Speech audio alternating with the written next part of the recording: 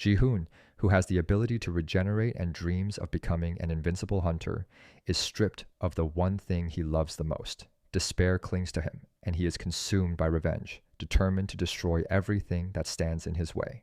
This makes him Japan's #1 enemy. Will they be able to control him before it's too late? Follow to find out. 10 years ago, gates abruptly opened up all over the world. Through these gates, monsters started pouring out. Monstrous beasts, humanoid devils, and even ghostly dragons. Thankfully, on the human side, people known as the Awakened started appearing. These individuals began exhibiting supernatural powers, whether it was magic, martial arts, or other superhuman abilities. These Awakened became the hunters who hunted down the monsters. But for our protagonist, Kang Ji-hoon, none of this matters. A young teen, just minding his own business, finds his life shattered when a large block of diamonds slams into his face, knocking him back into the desks and chairs of the classroom. Blood pours from Ji-hoon's mouth and head, staining the floor. 3 other students stand over him, a brown-haired teen smirking down at him called Thor, another chewing gum, known as Sandman, and the leader, a white-haired teen with a diamond levitating above his arm called Crystal. Crystal calls Ji-hoon a worm and orders him to squirm. In this awakened specialization high school, Ji-hoon is nothing but a loser. His only ability? Regeneration, supposedly an S-rank power. Unluckily for Ji-hoon, his version of regeneration is a curse. Every time he heals, it hurts like hell. As his skull tries to repair itself, he screams in agony, flailing on the ground while his bullies laugh at him. Once he heals, there's no evidence of the attack, no proof of the bullying left behind. He has no choice but to endure. Even the teachers and the police do nothing. Why? Because S-class individuals like his bullies receive special treatment from the government. Thor, Sandman, and Crystal, with their powers over diamonds, electricity, and earth, are all S-class elites. After school, Ji-hoon heads home to the small restaurant his mom runs. She greets him warmly, giving him food. His mom is the only reason he continues to go to that high school, despite everything. His dad died when Ji-hoon was 5, leaving his mom to handle the restaurant and provide for them. So even when she asks how school is, Ji-hoon smiles and lies. He tells her everything is fine, but one day everything changes. On the 15th of the month, his mother's birthday, Ji-hoon's life comes crashing down. He stares in shock at his mother's unconscious body in the hospital. She's covered in bandages, a neck brace supporting her head, connected to oxygen. She had been brutally beaten, and now she's in a vegetative state. The government officials try to explain that it was an accident, but Ji-hoon knows better. Crystal and his friends came to their small restaurant that day. Crystal, thinking Ji-hoon's mom was attractive, tried to flirt with her, but when she accidentally swiped his phone off the table, cracking its screen, Crystal's power erupted in anger. Diamonds speared through the ground, lifting Ji-hoon's mom into the air. An accident? It was anything but that. Ji-hoon's face contorts in rage as blood drips from his nose, his teeth gritting so hard they crack and shatter.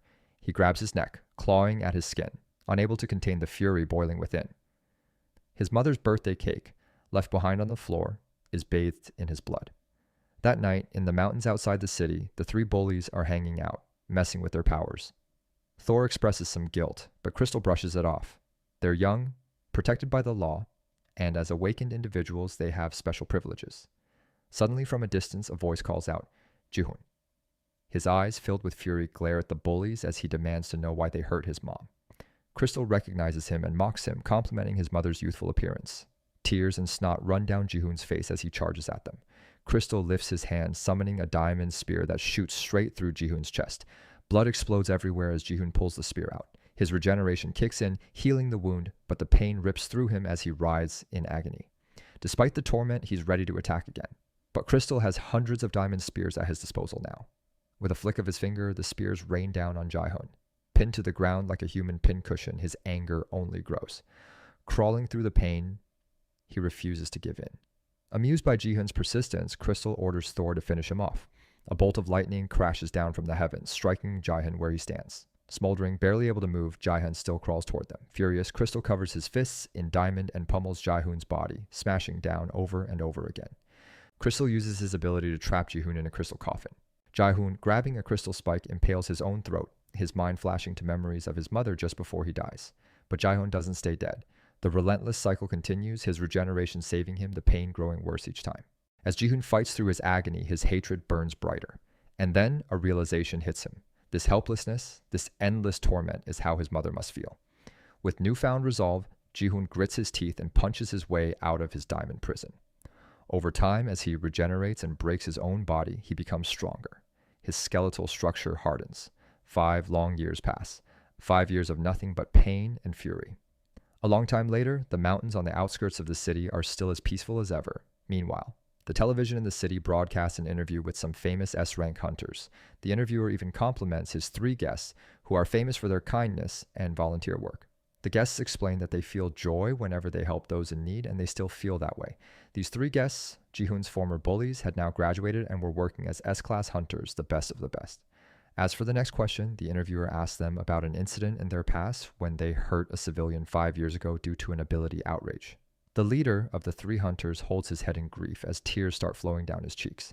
He narrates how, when they were still students, he couldn't control his abilities well and accidentally hurt his friend's mom. He apologized to his friend, but he couldn't reach him since then. He was about to apologize again in front of the camera when the door to the interview area suddenly gets blown in, and it rockets right toward the hunters. Thankfully, Crystal manages to deflect the door with his arms, now reinforced with diamonds. The audience watching the interview scatters and shouts as a monster silhouette can be seen standing by the broken entrance. With every step of the monster, the floors break. Crystal warily watches the imposing figure approaching them when, in an instant, a fist suddenly flies to his face. In a flashback, we once again see Jae-hoon in his dining cocoon relentlessly and undyingly punching the diamond above him. He has no idea how much time has passed. Is it a few months? A few years? He will never know. The diamonds before him don't even show a scratch from all his punches, but there is one thing he noticed. His regenerative ability was different from others. The continued injuries triggered excessive regeneration, and he regenerated into a stronger person than before. Looking at his knuckles, he can see bones peeking through them. His exoskeleton was starting to come out. Inside that grave, for 5 years, Ji-hoon's whole body struggled. He used his feet, his back, and even his head. For 5 years, he destroyed his entire body and regenerated. He only felt pain. His blood splattered, his flesh ripped, his bones broke. The pain was his whole life, and when he regenerated, the pain was worse than death. Yet Ji-hoon continued on for 5 years until a crack formed. Back in the present, Crystal's face gets bludgeoned by a heavy skeletal fist, and he is flung back into the wall, crashing into it. His 2 sidekicks, Thor and Sandman, couldn't fathom what just happened or who this person was standing before them. A person looking more like a demon than a human, with an exoskeleton all over him, and even half his face masked with a skull. Ji-hoon recalls the last words these bullies told him 5 years ago, when they said he could try murdering them if he ever managed to escape his prison. Well, now Ji-hoon's rage is as fresh as ever, and he warns them that he finally got out. However, the bullies couldn't even remember this last interaction with Ji-hoon, let alone connect their weak classmate from the past to this imposing monster before them. They stare at each other in confusion while Crystal gets back up behind them. He orders them to just kill the guy, so Thor quickly summons a flash of lightning to strike the enemy. The resulting bolt of electricity causes a massive explosion of power and debris, but Ji-hoon endures the attack. Lightning still crackles all over his body, but he grins through it and charges at Thor. Ji-hoon lunges at Thor with his fists, using the blade-like bone protruding from his forearm to spear through Thor. The sharp weapon cuts through Thor's neck, and his decapitated head flies through the air, still showing a shocked expression. Crystal and Sandman are stunned by this shocking turn of events and can't even move as their friend's blood splatters over them. A few seconds later, after Thor's body hits the ground, Sandman finally manages to react. He sends his power toward Ji-hoon as pieces of rock, sand, and dirt converge and wrap around Ji-hoon, imprisoning and crushing him in a ball of earth. Ji-hoon grits his teeth once more, and in a counterattack, his prison explodes into 1,000,000 tiny pieces. In an instant, his fist holds Sandman by the jaw, popping the bubble gum he seems to have been chewing for 5 years. Sandman's mind goes into alarm at what is about to happen next as Ji-hoon tears off his jaw.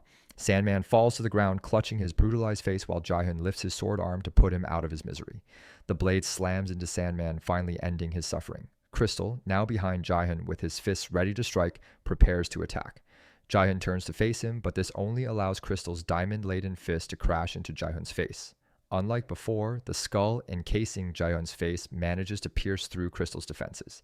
His diamond fists now have cracks running through them. Seeing this tragedy, Crystal lifts his hand and countless diamond spears appear. Unlike when they were, kids, when the spears just surrounded Ji-hoon, this time the spears are so large and numerous that they surround the whole building. Crystal brings down his finger and the innumerable spears come crashing down and converge on Ji-hoon, making him a human Pinkishin once more. Crystal stares at Ji-hoon's mangled corpse, but to his horror, the spikes spearing through Ji-hoon's body start to shake as he tries to stand again. Blood is pouring and dripping from his wounds, but this just makes Ji-hun look that much more menacing. Not only does he now look like a skeletal demon, but now he's bathed in blood and glaring menacingly at Crystal. Crystal realizes that this isn't over yet and encases his whole body in protective diamond armor. His fists become heavy diamond sledgehammers, and he starts pummeling Ji-hun. With every punch, both bone and diamond crack, and blood splatters all over. Crystal unleashes a combo of punches at Ji-hun, ending with a devastating blow to the head. However, just like back when they were teenagers, Ji-hun catches his fist with his mouth. He bites down on the diamond fist, and unlike before, when Ji-hun's teeth shattered, this time it is Crystal's arm that shatters. Crystal is horrified, realizing that he is no longer invulnerable to the monster before him. Ji-hun bites down hard on the arm and quickly punches his skeletal sword through Crystal's chest. Crystal tries to move away, but Ji-hun is still biting through his fist, and Crystal can only scream in pain from both attacks. In a desperate attempt to escape, Crystal touches the floor and summons a large stalagmite of diamond to sprout and spear through Ji-hun, dragging him into the air. But Ji-hun's bite on his arm is still so strong that Crystal is forced to cut off his own arm. Holding his now missing arm, Crystal hobbles away from the scene. Unfortunately for him, a diamond spike suddenly spears through him, forcing him to fall. Ji-hun had thrown one of Crystal's own spears at him. Ji-hun menacingly walks toward him, with Crystal screaming at the top of his lungs for him to stop. Of course, Ji-hun pays him no mind and stabs Crystal with the myriad diamond spikes he had created. Crystal now looks like a pinkishin. Weakly, he asks the monster before him who he is. In response, Ji-hun grabs hold of the skull covering half of his face and painfully peels it off. Crystal can finally see his whole face, and his mind immediately recalls who this person is. It was the weakling they tortured when they were teens and relentlessly called Worm. Half of Ji-hun's face might now be scarred underneath the skull mask, but this person is clearly him. Ji-hun doesn't respond to the insult, but simply raises his fists and strikes Crystal once more. He then grabs him by the throat and rams his skeletal sword through Crystal's mouth and out the back of his head. Ji-hun watches as the life slowly disappears from Crystal's eyes. After finally exacting his revenge, the rage seeps out of Ji-hun and he tiredly stands up. He surveys his surroundings and sees the 3 brutalized corpses of his former bullies, all lying in pools of their own blood. The whole auditorium has been destroyed in their fight, and Ji-hun is the only one left alive. The only movement he can see is his own reflection in the pools of blood. Above him, a gray sky peeks through the ruins of the building, and a torrent of rain starts to fall. Ji-hun falls to his knees, looks up at the rain, and feels the water running over him. He releases a blood-curdling scream and starts to cry, realizing that after 5 years of nothing but mindless pain, he doesn't know what to do next. A little while later, Ji-hun is sitting in a hospital with a warm blanket covering him. He stares at the prone figure lying on the hospital bed and can't believe that his mother is still alive. Somewhere, under a clear blue sky in the middle of the forest, there flickers a gate to another world. Inside this portal is a dark green cave where a group of hunters is just finishing up a monster hunt. The 4 men commend the girl and their group, as it was her first time going that deep into the gate, and yet she still contributed greatly to the team. The girl bashfully thanks her comrades for looking out for her. However, her gratitude quickly turns to horror when she notices the 4 men now encircling her, their expressions dark and their eyes filled with sinister intent. One of the men smirks, restraining her hands as he caresses her face. He tells her that they are far more grateful for her accompanying them, reminding her that no one will know what happens inside the gate. The girl begins shaking in terror. The muscular man was about to lick her face when, all of a sudden, his head is sliced clean off and rolls to the ground. The other men are horrified by the sudden attack. They frantically look around, trying to spot their attacker. Meanwhile, the girl is stunned as her savior steps forward, a humanoid figure encased in an exoskeleton embodying the terrifying name of a true monster hunter. The 3 remaining male hunters quickly respond to the presence of the monster, burying him with a barrage of attacks. One of them summons multiple fireballs, while another conjures a spear of darkness, and the last brandishes a katana. Fire and dark magic explode violently, striking Ji-hun, but the attacks barely scratch his exoskeleton. The samurai charges and stabs his katana into Ji-hun's chest, but to his horror, the katana shatters on impact. In a single swift counterattack, Ji-hun destroys the samurai. The 2 remaining hunters, now fully gripped by fear, cannot fathom how such a powerful monster exists within the gate. Ji-hun, unfazed, lazily swings his sword, decapitating both men in one strike, leaving only the girl alive. The girl, shaking and crying in fear, looks up at the monster who had just saved her. She wipes her tears away and thanks him, her voice trembling with emotion. However, her gratitude is abruptly cut short as her head is swiftly sliced off by Ji-hun. He had attacked once more, mercilessly ending her life. But why did he do this? To answer that question, we must go back to a few days ago. Ji-hoon was still crying in the auditorium, standing over the bodies of those he had murdered. Suddenly a voice spoke to him from afar. "What you did was amazing," the voice said. "How do you feel now that you've gotten your revenge?" The voice belonged to a blonde-haired woman standing by the door. Ji-hoon asked, "Who are you?" The woman introduced herself as Sim Jian, South Korea's Hunter Association head. Ji-hoon demanded to know how she knew about him, and her response shocked him. "I've been watching you ever since the incident 5 years ago," she explained.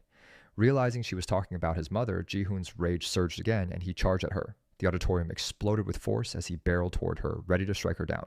Just before his attack landed, she spoke calmly. "I can save your mother." Those words froze Ji-hoon's fist in midair. The shockwave of his halted attack sent debris and rubble flying through the corridor. He hesitated, his rage momentarily held back, and he asked, "What do you mean?" Simjian clarified, "I can wake your comatose mother. After all, I am the only S-rank healer in the world." Ji-hoon, having learned from his past mistakes, wasn't ready to trust her easily. "How do I know I can trust you?" he asked. Simjian laughed mirthlessly and said, "You don't have to take my word for it.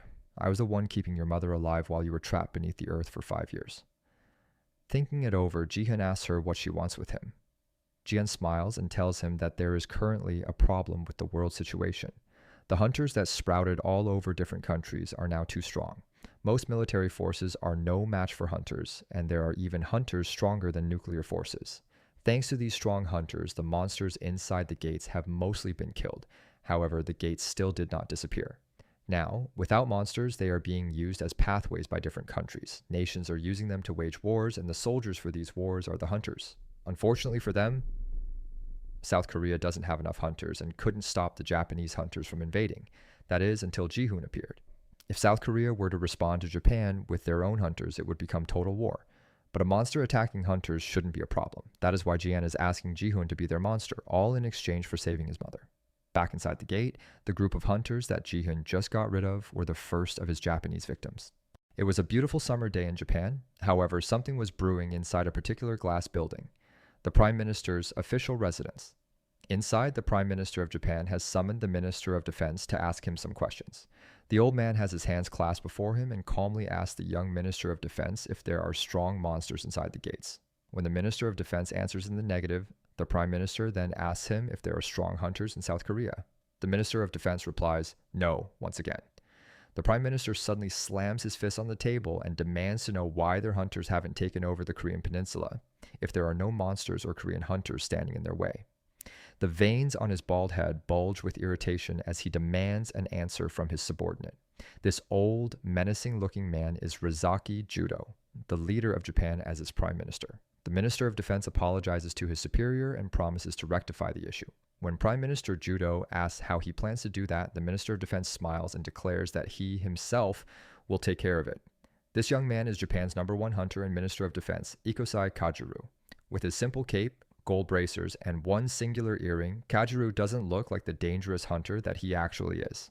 A singular lock of white hair in the shape of the moon is prominently displayed above the rest of his dark hair, hinting at his style and technique.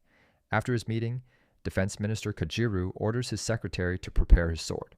He will go alone inside the gates. His secretary nervously remarks that the hunters they sent inside the gates were all lost, so it would be wise for him to go along with others. However, Kajiru stops walking and asks her if he looks like the person who would need something like that. Sensing his dangerous aura, the secretary quickly apologizes and prepares his sword. A few hours later, Kajiru passes through the gate in Japan's countryside and is now in the lands beyond. He walks through the cave where the other Japanese hunters went missing and wonders what could have happened to his useless subordinates. Numerous weak and small monsters attack him, but he just cuts them to ribbons with his sword. He knows that his subordinate hunters couldn't have died against weak monsters like those. While wondering what could possibly be inside the cave, he finally gets to the end. Inside, the bloody corpses of Japanese hunters are piled up on one another, and sitting on top of them is a humanoid skeletal monster. Fury envelopes Kajiru, and in one quick motion, he draws his sword from its sheath and strikes at the monster. To his utter surprise, his sword is stopped by the monster's own skeletal sword attached to its hand and its armored forearm. Kajiru is insulted that this measly monster dares to block his sword, and he fluidly dodges the monster's attack. He He counterattacks by punching the monster's chest, creating some distance between them, and prepares his sword for one of his techniques. In one continuous motion, he utilizes one of his skills, Cage Ryu, First Moon, and slices at the monster. Despite managing to block it, the monster is blown back by the strength of the attack and coughs up blood. Kojiru isn't finished yet and releases his second technique, Second Moon. The pure energy released by his sword directly impacts the skeletal monster, blowing it once again into the cave wall. Kojiru compliments the monster's sturdiness for still being in one piece. He uses his third technique, Third Moon, to slash at the monster against the wall. This time, the monster manages to dodge his sword and attack with its own. The skeletal sword is about to hit Kojiru on the neck and decapitate him when he nonchalantly reverses the direction of his katana and chops off the monster's arm. The skeletal monster's exoskeleton might be sturdy, but he tells it that his katana can slice even through diamonds. With that, he decapitates the skeletal monster, who falls to the ground. Kojiru sheathes his sword while wondering how the elite hunters of his country lost to something like this. He is about to walk away, leaving Ji-hoon's body and decapitated head on the cave floor. Ji-hoon's eyes are blank, as if he is genuinely dead, but inside his mind is remembering his childhood, especially his dad. His dad was always busy because of work, but he was a very warm and friendly man.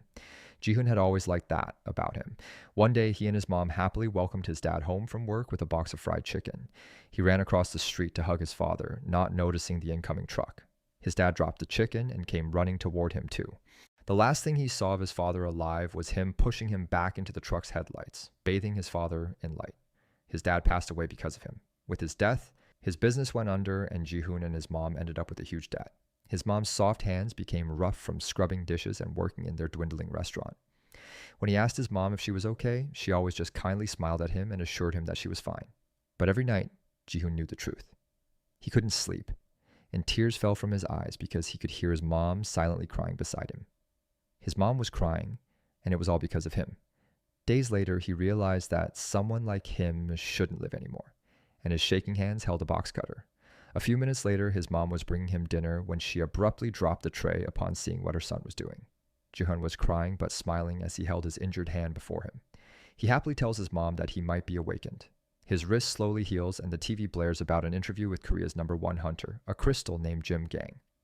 Ji-hoon hugs his mom and declares that just like the guy on the TV, he'll become a hunter and make them rich and happy. But that's not what happened. Years later, his mom is comatose in the hospital. This memory brings life back to Ji-hoon's eyes. He also recalls his conversation with Jian, where she told him that the world's balance is already broken. Many nations have already been conquered by hunters. Currently, their biggest enemy is Japan. That's why they wanted him to become their country's monster and hunt Japan's strongest hunters. While he had just fought with one of Japan's strongest hunters, Kojiru was trying to think of what his next move would be. Kojiru mindlessly realizes that he used up too much time with the skeletal monster, and it looks like he'll have to go to South Korea himself to capture the country. Meanwhile, he doesn't notice that Ji-hoon's decapitated head is slowly moving behind him and crawling toward him. He only finds out when Ji-hoon suddenly bites through his leg, surprising him. Looking at the head attacking him, Kojiru can see a new skeleton growing out of it, and he realizes that his enemy must have regeneration. This doesn't make sense though, since he already cut off the head. Meanwhile, Ji-hoon continues to chomp down on Kojiru's leg, eliciting a painful scream from him. Kojiru slices Ji-hoon's face, escaping his bite, and finally takes Ji-hoon seriously. A moon forms on Kojiru's forehead, his eyes light up like lightning, and moonlight reflects through his sword. The symbol of his technique illuminates the very ground they are standing on, and in an instant, Kojiru vanishes.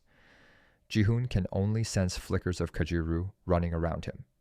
Kojiru then activates his most powerful attack, Kojiru, Fatal 12th Moon. The numerous silhouettes of Kojiru simultaneously attack. Ji-hoon can't even react as his whole body gets minced by Kojiru's katana. The pressure waves created by his technique are so powerful that the slashes travel and reverberate throughout the tunnel and into the gate. The slashes escape the gate, back to Earth, and the whole forest mountainside is devastated by the attack. On the other side of the gate, inside the cave, the roof is carved with moonlight patterns and the floor is diced. Meanwhile, Kojiru shakily walks away from his devastating attack, still enduring the injury on his ankle. He realizes that he might need healing when all of a sudden a spike of bone hits his other leg. He nervously laughs while behind him, the skeletal hand from which the bone spike erupted is shakily pointing toward him. Attached to the skeletal hand is a battered yet menacing-looking skeleton still trying to crawl toward him. Kojiru shakes from the attack and the realization that Ji-hoon is still regenerating. He cannot believe that Ji-hoon is still trying to fight, despite the large difference in strength between them. He grips his katana once more and charges back at Ji-hoon with a shout. A few days later, the gate in the countryside of Japan is surrounded by numerous hunters. The Ministry of Defense's elite hunters are all there, and with his arms crossed is Japan's Prime Minister himself, Judo. Beside him, Kajiru's secretary asks the Prime Minister if they really need that much firepower. Prime Minister Judo replies that it's been 3 days since Kajiru went in. Since he still hasn't returned, they need to check on him. After all, Kajiru is still Japan's #1 hunter. All of a sudden, his speech is interrupted when a head rolls out of the gate. It is Kajiru's head. Then a skeletal monster walks out of the gate and into Japan itself. Judo is shocked by this sudden turn of events, but his head abruptly flies off, detached from his body. Meanwhile, back in South Korea, a conversation is being held at the Korean Hunter Association headquarters. A subordinate is telling Jin that since Ji-hoon murdered Jim Gang's son, it would be bad if he found out. Is that a good enough reason to send Ji-hoon to Japan? Jin smiles and replies to her subordinate, asking whether he isn't even remotely curious who would win, the ever-regenerating Ji-hoon or Japan's strongest hunter. In Japan, Prime Minister Judo's head abruptly reattaches itself to his body, and his flaming fist suddenly punches Ji-hoon to the ground. The punch causes an explosion so large that it seems a comet has fallen right at the two combatants. Ji-hoon is now unconscious on the ground, with Judo standing over him, lava dripping from his fists and burning holes throughout his clothes. After all, Judo is not just the Prime Minister of Japan, he is also an SSS rank hunter, Japan's #0.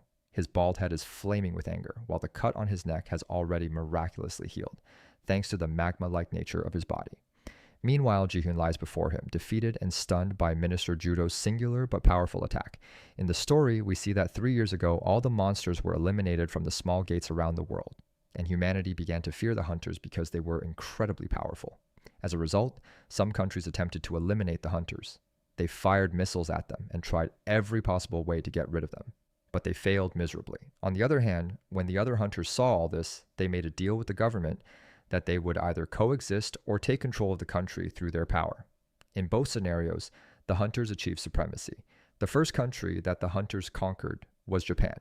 The reason for this was that Japan's Prime Minister, Judo, was an SSS rank hunter. Even before gaining his powers, he was extremely aggressive, and when the hunter system was introduced, he tried to take control of South Korea. But his plan failed due to a single monster. At that moment, we see Ji-hoon using his regeneration power to heal himself and standing up. Then, Japan's hunters, along with Prime Minister Judo, come forward and his disciples observe that he is using regeneration power. Among them is a 7th rank hunter named Jodomaru and an 8th rank hunter named Daku. Both say to Prime Minister Judo, "Leave this to us, we can handle it." Jodomaru states, "This is just a pathetic monster that can only regenerate." Daku adds, "What if I cut off your head?" But just then, Ji-hoon charges forward and grabs Jodomaru by the face, simultaneously decapitating Daku with a swift strike. Seeing this, Jodomaru is momentarily shocked, as Ji-hoon crushes his head with his own hands, turning it into mush. Everyone is stunned to see how powerful Ji-hoon is. He stands over the crushed head of Jodomaru, blood splattered everywhere, and the other hunters, filled with rage, are infuriated that he has done this to one of their own. At that moment, Prime Minister Judo declares, "Now, if anyone takes a step forward, I will take their life." Everyone is shocked, wondering why Prime Minister Judo is saying this. He glares at Ji-hoon, remembering his disciple, and flashes back to a winter's day. Snow is falling as Prime Minister Judo approaches a child who is shivering in the cold. Judo sits down beside the child and asks, "What are you doing here, kids?" The child, trembling from the cold, asks, "Who are you?" Prime Minister Judo replies, "I am a hunter. It's very cold. Come with me." He then asks the child for his name. The child answers, "My name is Ikosai Kajiru." The scene shifts back to the present, where Ikosai Kajiru's head lies on the ground. Seeing this, Prime Minister Judo becomes furious, and flames seem to emanate from his face. Meanwhile, Ji-hoon has a slight smile on his face. Prime Minister Judo launches a powerful attack against Ji-hoon, who manages to block it with ease. However, the attack is so powerful that Ji-hoon is forced to fall back. Prime Minister Judo charges forward and begins to strike Ji-hoon repeatedly. With each hit, Ji-hoon's body becomes more battered. Prime Minister Judo's relentless assault causes Ji-hoon's eyes to pop out and roll away. Then, Prime Minister Judo performs a devastating lava attack that turns everything to ash, leaving the remaining hunters in awe of his strength. They say to each other that they expected nothing less from Prime Minister Judo, hoping he would turn this monster to dust. Standing over the remains, only the bones of Ji-hoon are left, while everything else has been burned away.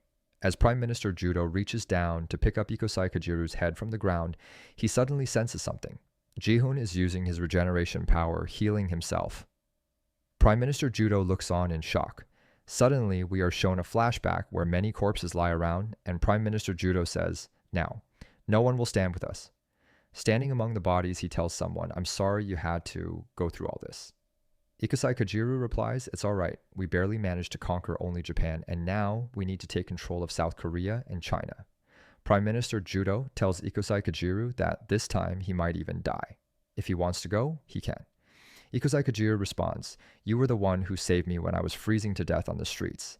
I can't repay you this debt in my lifetime, so I won't leave your side. But I want one thing. Once everything is over, can I call you my father?" Ikosai Kajiru, who has a deep sense of gratitude, replies, without asking, "I already consider you my son." Hearing this, Ikosai Kajiru is deeply moved and astonished. Once again, we shift back to the current story, where Prime Minister Judo is creating extreme heat due to the lava, and the lava is moving toward the other hunters. One hunter, named Haname, uses her ice power to freeze the lava and creates an ice wall around her teammates. Seeing the flames coming from Prime Minister Judo's body, Ji-hoon steps forward, placing his foot on the lava. Just then, Prime Minister Judo unleashes his most dangerous attack, one that will vaporize every cell in the body. This attack is called magma synthesis, and he directs it toward Ji-hoon, launching a series of flames that begin to burn him. Only Ji-hoon's bones remain.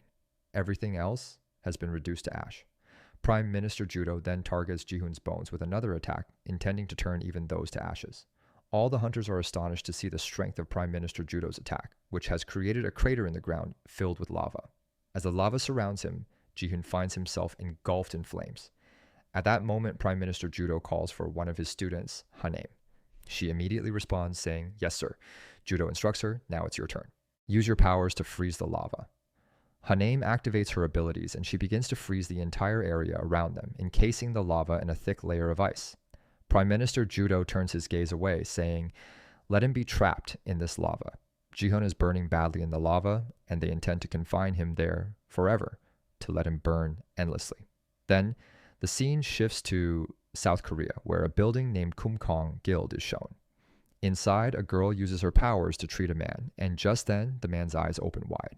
The scene shifts back to the present battle. Prime Minister Judo tells the other hunters only the minimum number of people will stay here, and the rest should leave. They respond with a respectful, "Yes, sir." Suddenly, Ji-hoon regenerates again, emerging from the lava.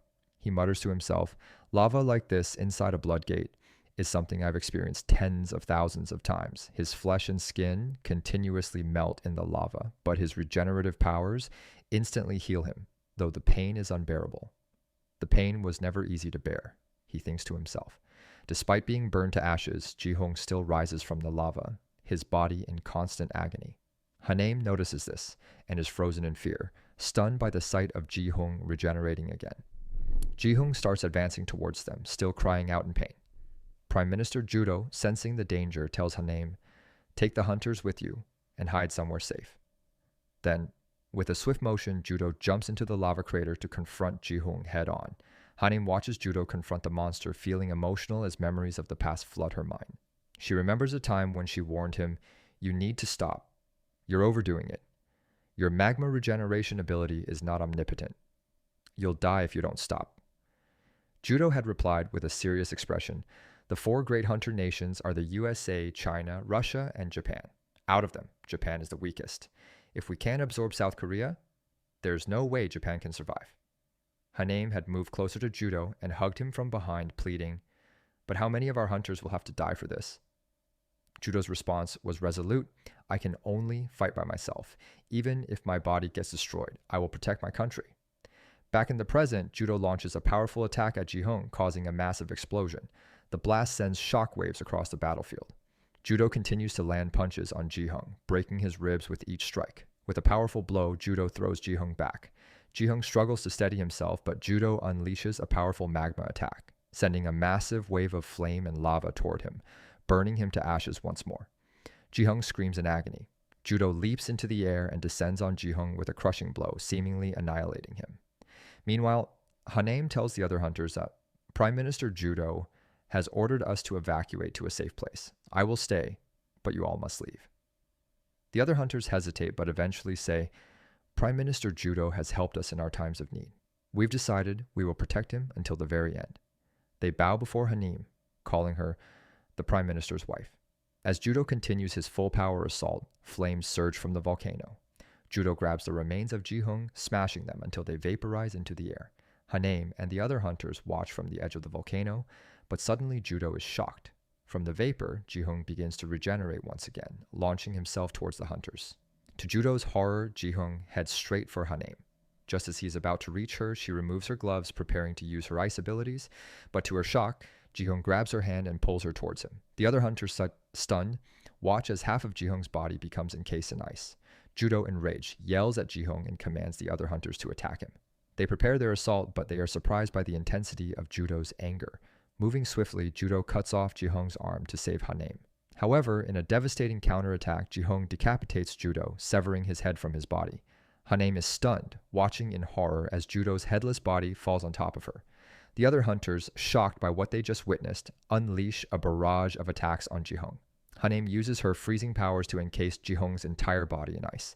Together, their combined attacks shatter Jihung's body into pieces, breaking him apart like ice crystals. The hunters stand tall, believing they have finally won the battle. One of them asks Hanem, Prime Minister's wife, "Are you all right?" But Hanem is still in shock, staring at Judo's lifeless body, unable to believe that he is dead.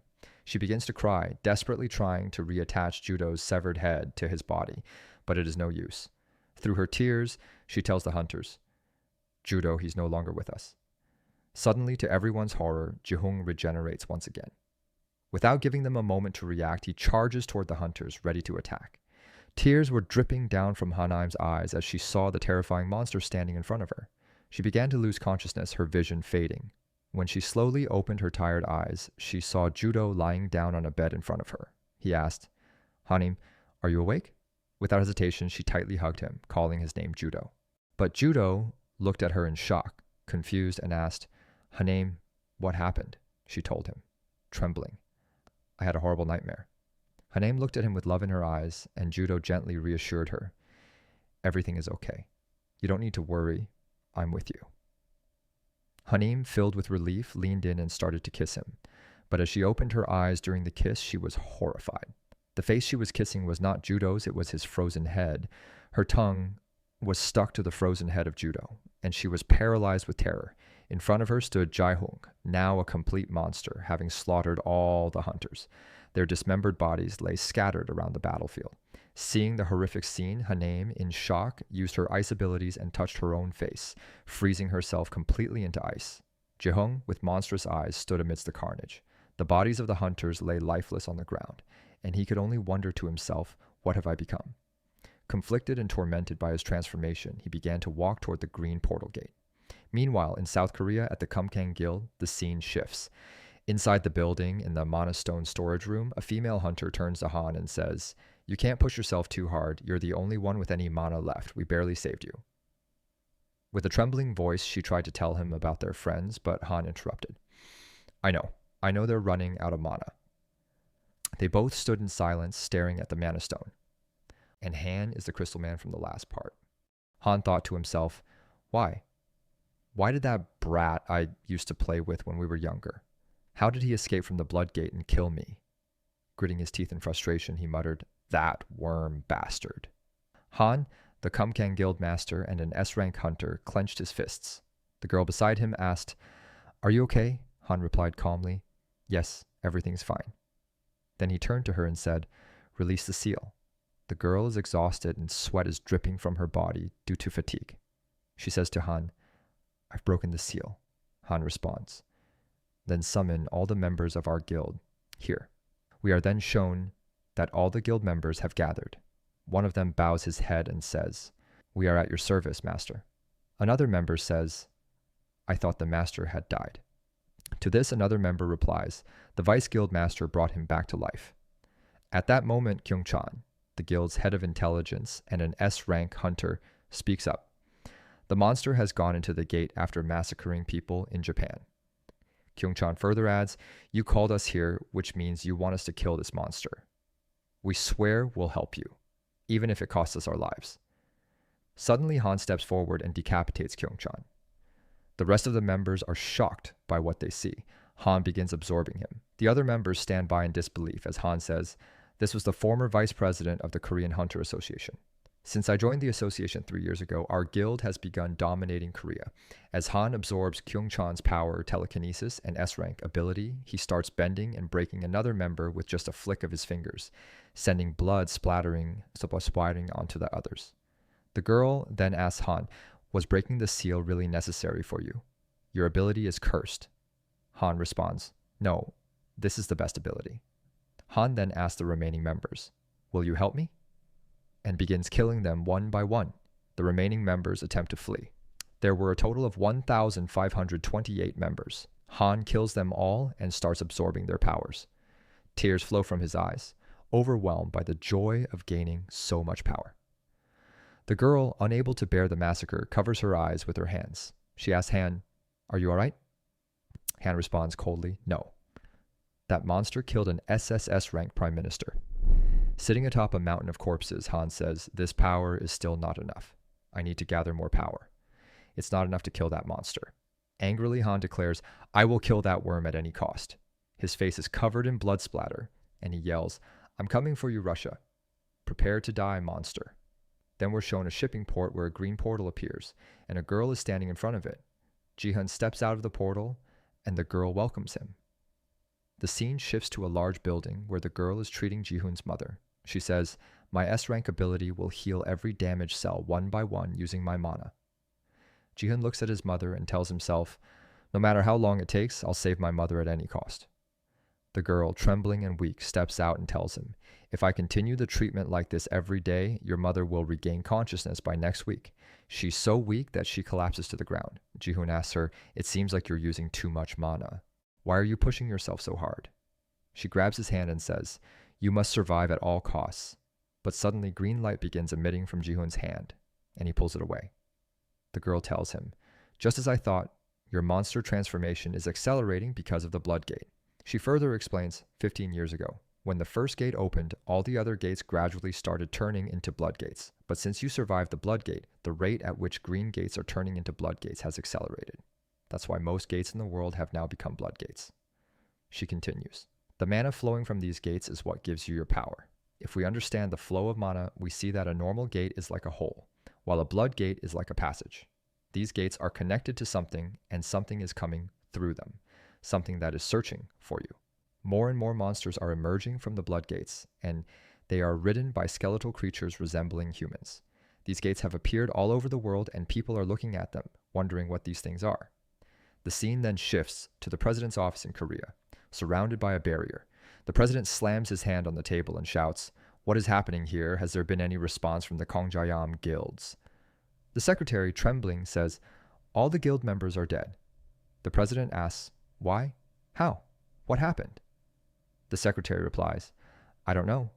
We haven't received any information." The secretary then asks, "What should we do now? Should we seek help from others?" The president responds, "No, that would be suicide." He instructs the secretary, "First, declare martial law." The secretary replies, "The military won't be able to do anything. These monsters are too dangerous." The president says, "We have to do something." Grabbing his head in frustration, he says, "The Kangjayam Guild wasn't everything. We still have other options. We have other guilds, like the second-ranked guild in Korea, Dosa Guild. There's an air-ranked hunter there named John Woo-jin, and another air-ranked hunter named Kang Se-hee. Then there's the third-ranked Bengal Guild with 2 air-ranked hunters, including Superwoman. And the fourth-ranked guild, Younghak Guild, has 2 air-ranked hunters," he continues. "But they've all been killed. A monster from the blood gate connected to the gate itself was huge. It killed everyone." Ji-hun thinks to himself, "What is all this nonsense? Is this all because of me?" The girl asks Ji-hun, "What will you do now?" In the next scene, a girl is lying on the street, and a monster is about to kill her. Ji-hun quickly rushes forward and slices the monster in half with his skeletal sword, which is attached to his body. Ji-hun thinks, "When I died inside the blood gate, its mana tried to turn me into a monster. I barely resisted. As a result, I thought I had gained normal regenerative abilities, but that's not what happened. It's the mana from the blood gate that won't let me die until I fully become a monster." Ji-hun clenches his teeth and says, "All I wanted was a peaceful life, after saving my mother." He punches another monster, shouting, Why won't you all leave me alone?" and tears the monster apart. Meanwhile, someone is watching Ji-hoon through a blood gate from the other side. He says, "Is this him?"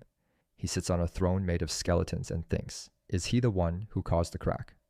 Ji-hoon says he will eliminate all the monsters and asks Sim Ji-hoon to keep healing his mother in a safe place. Sim Ji-hoon understands his plan and agrees, saying she will continue healing her from the association's underground bunker. Meanwhile, she mentally urges him to fight hard for the sake of his mother. Ji-hoon reflects that these monsters seem familiar, realizing they are the same ones he fought continuously for 5 years inside the Bloodgate.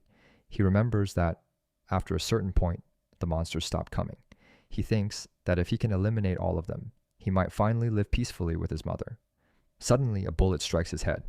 When he turns around, he notices it's the army. One of the soldiers remarks that he only eliminated monsters, but another replies that it doesn't matter and says he is the cause of the situation, and we will contain him until Hunter support arrives.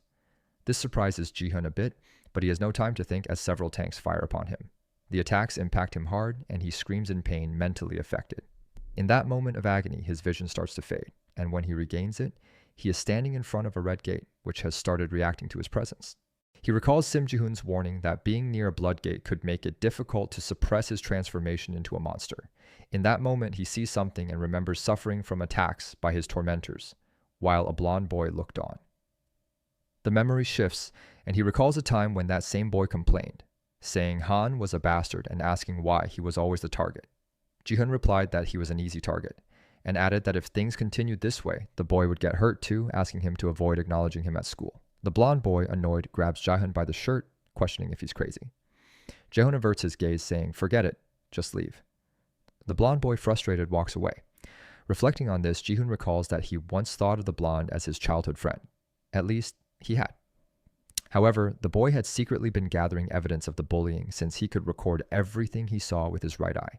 The blonde sent this evidence to the police, the education office, and news agencies. The day after, Ji-hoon was discovered, and his right eye was taken as punishment. Enraged, Ji-hoon confronted the boy, but the boy said he didn't think they could continue being friends. Ji-hoon realized that Han was behind the betrayal. The blonde, trembling, begged Ji-hoon to never try anything against Han. Ji-hoon, devastated, asked what he would do now that he'd lost his ability. The boy assured him that he still had plenty to live for and enthusiastically told Ji-hoon he would be joining the army. The memory fades, and in the present, the blonde's severed head is shown impaled on a bone spear held by Ji-hoon. Ji-hoon screams in grief over what he has done, but there's no time to process his emotions, as more monsters attack, prompting him to react and eliminate them. Meanwhile, in the president's office, the president demands, "What is that thing?" His secretary explains that it's the monster who eliminated the Kumkang Guild and the Japanese prime minister, and that he was the one responsible for the portal collapse. According to their investigation, they need to eliminate him to restore the gates to normal. The president asks why they are fighting each other, and his secretary replies that he doesn't know, but emphasizes that, regardless, even other monsters haven't been able to kill him. He adds that the Bloodgate's influence is spreading, and they cannot delay any longer. The president inquires about domestic hunters, but his assistant responds that they've all been annihilated, causing the president to worry. In the end, he orders them to seek help from foreign hunters. Elsewhere, someone asks if the monster that killed so many in Korea and Japan was the one responsible for causing the Bloodgate. He slams his spear into the ground, saying, "This will be interesting." This is Luan Zhiquang, China's top-ranked hunter. In another part of the world, a woman complains about what she sees. She is Vladimir Rozana, Russia's #1 ranked hunter. Lastly, a man with tears in his eyes says he can hear the screams of those who suffer, and states that he must go. His assistant comments that if he does, the war will be over. The man, using his powers and destroying everything around him, declares, "It's over." This is Stephen Lucas, America's #1 hunter, and all three are now headed for Korea. For 5 years, Ji-hoon fought endlessly against creatures in the blood dimension, a brutal, otherworldly environment where food and sleep were impossible luxuries, and survival depended solely on combat. The unyielding battles took a toll on his sanity. Each time he lost control, his transformation into a monster advanced. But every time he felt himself slipping away, he'd remember his mother, lying helpless in a vegetative state, and the man responsible for her suffering. That searing rage helped him suppress the monstrous shift within him, even if only temporarily. Yet now he questions why he is on the verge of losing control. Has his resolve weakened since he achieved his revenge? Or has the blood dimension's magic itself grown more powerful, amplifying the monstrous force within him? He realizes he may not be able to keep his transformation at bay as he once did. In that moment, he resolves that if he can't be free of the blood dimension's influence, he will at least use his powers to eliminate every last creature within the portals. Perhaps then he can atone for the sins he's committed, some innocent lives taken, others transformed irreversibly by his presence. At that moment, a sharp impact shatters his head. His vision fades as he struggles to regenerate, his mind frantically pulling him back to reality. His enemy stands before him, preparing to attack again as Ji-hoon forces himself upright, readying for the next brutal assault. Meanwhile, on Earth, it was Christmas, the day the portals appeared. Inside a large church, a priest spoke to his congregation, reminding them of gratitude as the holiday season brought hope and renewal. But the moment of peace shattered when a massive portal materialized above the city. Without hunters, the people were defenseless, left to flee in terror.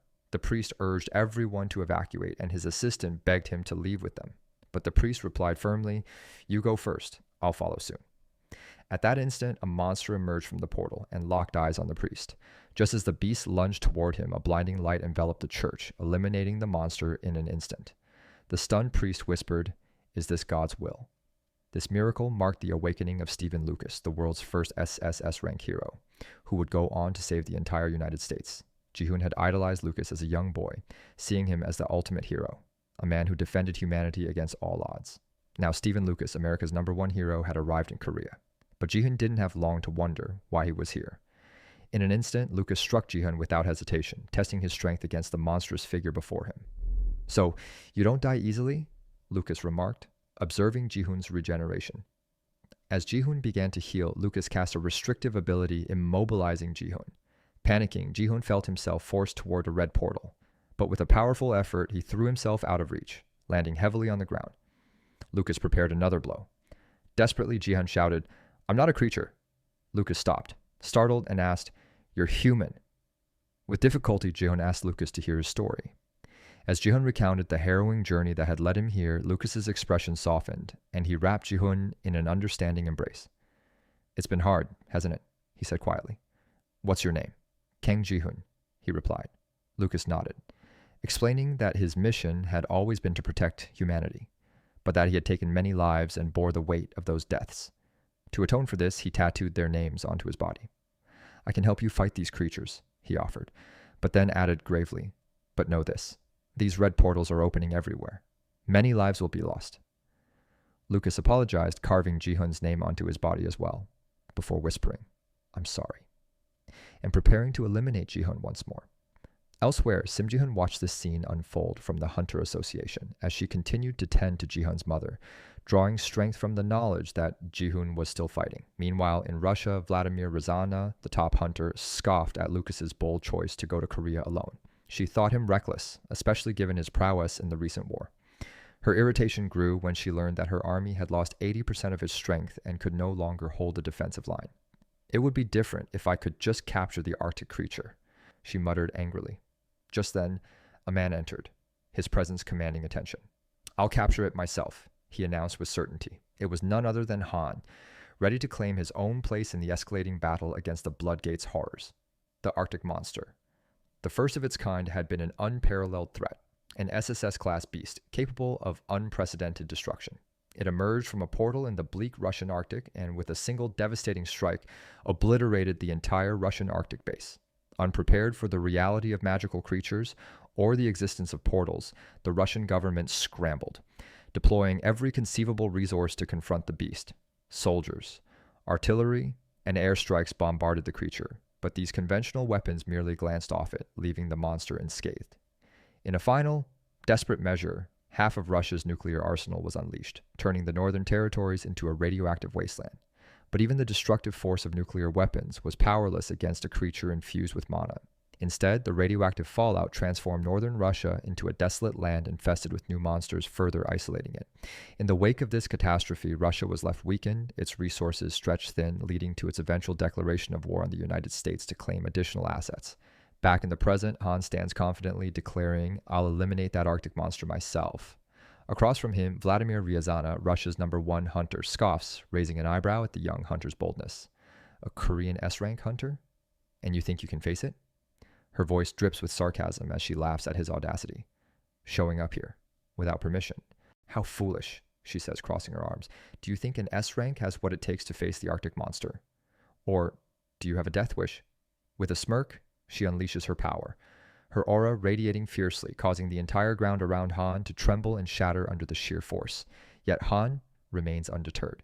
He mocks, "Oh, so you're here for that monster? Funny. Last I heard, you couldn't even stand up to the United States." He taunts, his words sharp and aimed to provoke. Vladimir's smile vanishes as her eyes narrow with cold fury. She questions him, "How do you plan to survive the radiation and reach the Arctic monsters?" Han, unbothered, raises a shield, a shimmering field of mana. But she merely laughs, unimpressed. That shield won't hold up to the kind of radiation we're talking about. Han's smirk deepens as he activates layers of additional defensive abilities, coating his body with a series of powerful shields and barriers. Vladimir's gaze sharpens as she watches him. "All right," she finally concedes. "If you somehow manage to kill the Arctic monster, I'll grant you 30% of the Mana Stone." "Not a penny more," she declares, with a cold finality. But Han just laughs and walks past her, advancing steadily toward the Arctic wasteland, the glow of his shields illuminating his path. Elsewhere, Stephen Lucas stands face to face with Ji-hoon, who begins to radiate light from within. Lucas's expression softens for a moment. "I'm sorry," he murmurs, "but I have to end this." He attacks Ji-hoon with a lethal blow, and in an instant, Ji-hoon's body disintegrates into dust, carried off by the breeze. Yet within seconds, the dust reforms, taking shape as an eye, then a bone, and finally, his entire body. Ji-hoon regenerates, looking up to meet Lucas's unyielding gaze. Ji-hoon, realizing the gap between their powers, feels a flicker of fear, but determination ignites within him as he lunges forward, thrusting a bone spear toward Lucas's face. The sharp edge embeds between Lucas's brows, but Lucas barely reacts, his calm eyes holding Ji-hoon's as he tightens his embrace. "If hurting me helps ease your heart, do it as much as you need," Lucas murmurs, pulling Ji-hoon closer. Once again, Ji-hoon's body turns to dust, and yet Ji-hoon regenerates, gritting his teeth in rage. Lucas, observing him carefully, wonders aloud, "Is your regeneration truly limitless?" Then he embraces Ji-hoon yet again, whispering, "I'll keep eliminating you." Painlessly, Ji-hoon struggles, his body reforming through excruciating pain. Memories of his ability flood back, exoskeleton manifestation, an ability that coats his skin in a hardened skeletal armor, but at an excruciating cost. Each regeneration is agony, every cell in his body searing with pain. He remembers his body breaking and healing again and again for the sake of revenge and hope. But Lucas's ruthless attacks, coming immediately after every regeneration, push him beyond any threshold of pain he has endured. The endless cycle of destruction and regeneration gnaws at his sanity, breaking him down. Here calls a memory from high school, when a classmate once asked him what his power was. When Ji-hoon had told him, "Exoskeleton," the boy had recoiled in disgust, muttering curses as he threw Ji-hoon to the ground. Now, enduring this unbearable pain, Ji-hoon wonders, "Why? Why do I have to suffer like this? What did I do wrong?" As he rides in Lucas's arms, despair floods him, and he admits that Lucas may be right. Perhaps, by continuing to live, he condemns others to death. But then, he remembers his mother. "Even if I die, she will live," he tells himself. In a final burst of resolve, he begins to absorb energy from the red portals around them. The energy pulses through him, radiating outward as his body begins to glow with intensity. Seeing the change, Lucas prepares to counter. But before he can strike, Ji-hoon clenches his fist, channeling all the accumulated energy from the portal into one powerful blow. Lucas braces himself as the punch connects, the force sending shockwaves that ripple outward, visible even on live broadcasts throughout the city. Crowds gather, watching in stunned silence as the fight plays out on massive screens, Lucas's own son among them, his face pale as he watches his father struggle against the monstrous figure on screen. Inside the Korean Hunter Association building, Sim Ji-hoon, overexerted from continuously healing Ji-hoon's mother, collapses to the ground, her strength nearly spent. Her secretary rushes to her side, supporting her as she coughs, but Sim Ji-hoon looks up and gasps, the healing is finally complete. In a hospital room nearby, Ji-hoon's mother stirs as her eyes flutter open, the haze of her long sleep finally lifting. In Russia, a man sits in a dimly lit command room, monitoring the situation. The information reaches him. Ji-hoon is battling none other than Stephen Lucas, the SSS range hero of the United States. A smirk forms on Han's lip. "That bastard really has some guts," he mutters to himself, though a flicker of understanding crosses his mind. Despite their stark differences, Han reflects that their situations are eerily similar. Both have endured unspeakable suffering, both have tapped into powers that come at unbearable costs, and both are now considered monstrous threats by the world. Meanwhile, on the battlefield, Jihoon's clash with Lucas continues to escalate. Having absorbed mana directly from the Red Gates, Jihoon emanates an aura of raw, ominous energy that even Lucas finds unsettling. Lucas, however, stands calm and resolute. That mana you carry, Lucas observes, it reeks of destruction, but even so, I'll shoulder your pain, I'll forgive you for your sins. But Jihoon has had enough. His crimson eyes burn with frustration as he snarls, I don't need your forgiveness.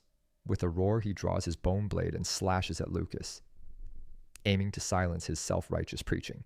The blade cuts cleanly through Lucas, but instead of blood, Lucas's figure vanishes into thin air, reforming a short distance away behind Jihoon, completely unharmed. Lucas smiles faintly. Most of the time he begins, his voice calm yet firm. Having someone to listen to your troubles helps. I'll be that person for you, Jihoon. Share your pain. I'll bear it with you. In a swift motion, Lucas drives his hand straight through Jihoon's skull, cracking it apart. For a moment, the battlefield falls silent, save for the sound of crackling energy. But Jihoon seizes the moment. Using his regenerative abilities, he traps Lucas's arm inside his head and retaliates, severing Lucas's arm at the elbow with the powerful slash of his blade. Lucas staggers back, momentarily stunned by the unexpected counter. Jihoon, though gravely injured, doesn't pause. The pain coursing through his body no longer bothers him. His mind is consumed by one thing: revenge. Blood streams from his broken head, and the severed hand lodged inside him begins to tear him apart further. Yet he pushes forward, his determination unbroken. Lucas watches him with an unreadable expression. This boy, he murmurs, his voice tinged with both respect and pity. He carries so much pain. When I gained this ability, I thought I understood suffering. I hear it constantly, the cries of people in agony, the hopelessness of famine, sickness, and calamities. Their voices never leave me. He pauses, his expression softening. But I also hear hope, gratitude, the joy of those who were saved. These voices, they remind me why I keep going. With a single deafening clap, Lucas summons a wave of divine energy, obliterating Jihoon's body into a mist of blood and ash. The ground shakes under the force of the attack, leaving a massive crater in its wake. Lucas straightens, breathing heavily. It's over, he whispers. But it isn't. From the crimson mist, Jihoon begins to reform, his regeneration faster and more powerful than ever. His exoskeleton emerges sharper and more jagged, his red aura flaring brighter. Lucas's eyes narrow as he realizes the extent of Jihoon's power, even if 1,000 hands drag him down. Lucas mutters, he'll keep rising.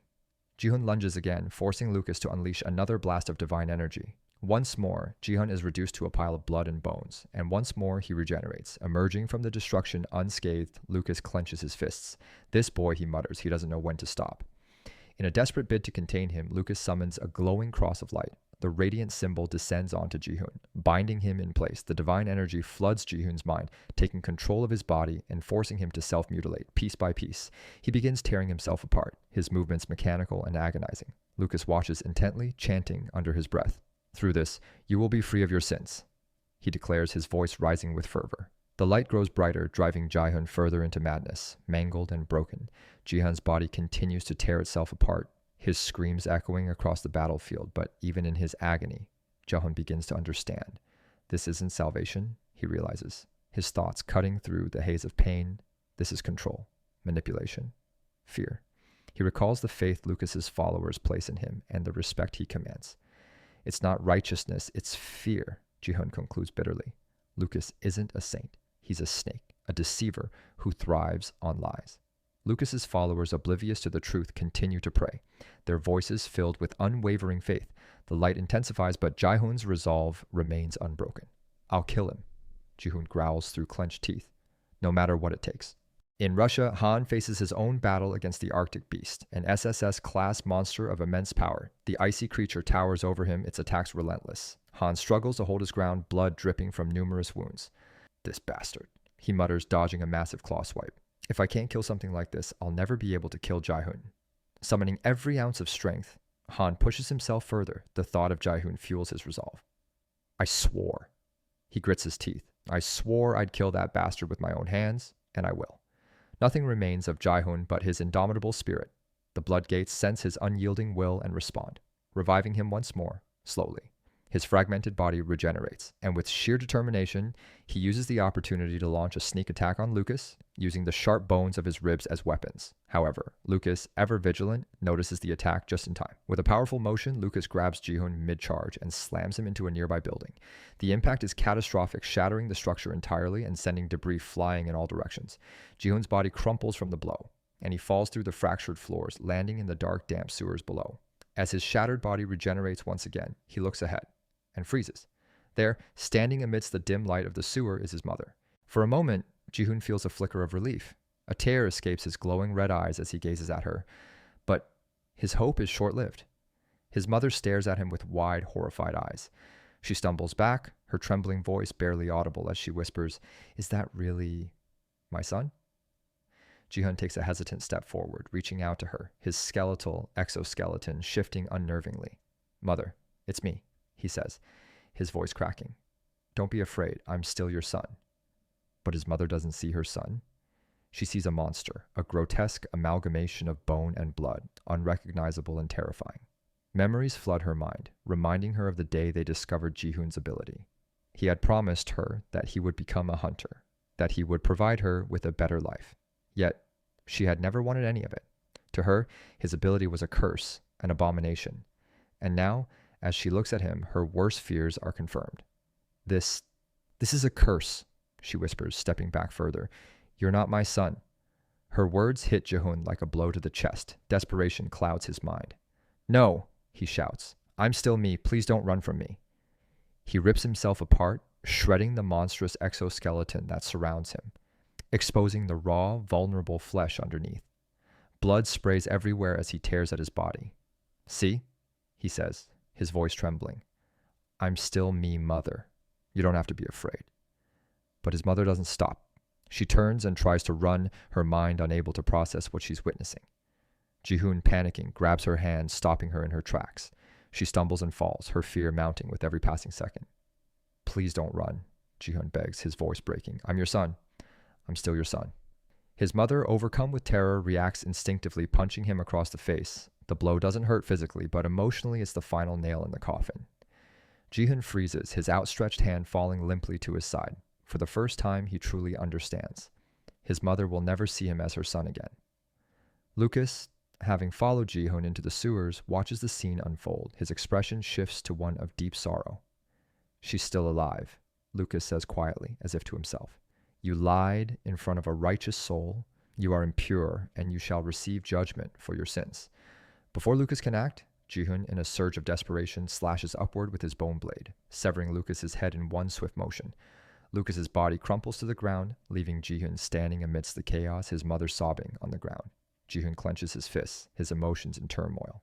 But then, something strange happens. From Lucas's severed head, a glowing essence emerges. The ethereal energy flows through they and into Ji-hoon's body. At first, he feels nothing, but then his movements become erratic, and his expression changes. A woman's voice echoes in his mind, cold and sinister. "Oh, what a delightful host you are," she purrs. The energy within Ji-hoon begins to take control, bending his will. His movements grow unnatural, his posture shifting as if he were a puppet on strings. "This body is strong," the voice continues, "stronger than Lucas's. And now, it's mine." The entity within him begins to delve into his memories, savoring his pain and despair. She witnesses the night Ji-hoon's mother abandoned him. He had awoken to find her sneaking out of the house. When he asked where she was going, she didn't respond. Instead, she sprinted away, forcing Ji-hoon to chase after her. He tripped, scraping his knees, but his regeneration kicked in, healing him almost instantly. His mother, however, didn't stop. She looked back at him, her face filled with regret, but also resolved. Without another word, she disappeared into the night. The memory floods Ji-hoon's mind, and the entity relishes the anguish it brings. "How pitiful," she sneers. "Even your own mother couldn't stand the sight of you." But Ji-hoon doesn't succumb. Gritting his teeth, he fights back against the entity, reclaiming control of his body. "Get out," he growls, his voice filled with defiance. "This is my body, my pain. You don't belong here." The woman screeches in frustration as Ji-hoon's crimson energy surges, expelling her from his form. She materializes in front of him, her translucent figure trembling with rage. "You'll regret that," she hisses. But before she can act, Ji-hoon's blade flashes through the air, slicing her in two. The entity dissipates into nothingness, her presence erased. Ji-hoon turns back to his mother, who stares at him, still paralyzed with fear. "I'm sorry," he whispers, his voice breaking. "I never wanted this." From Lucas's body, a holy light begins to emanate, bathing the sewer in its glow. The light spreads outward, filling the entire area with a sense of peace and finality. In a flashback, Lucas stands amidst chaos, shouting for everyone to evacuate. His voice booms through the church as he urges the congregation to flee through the doors.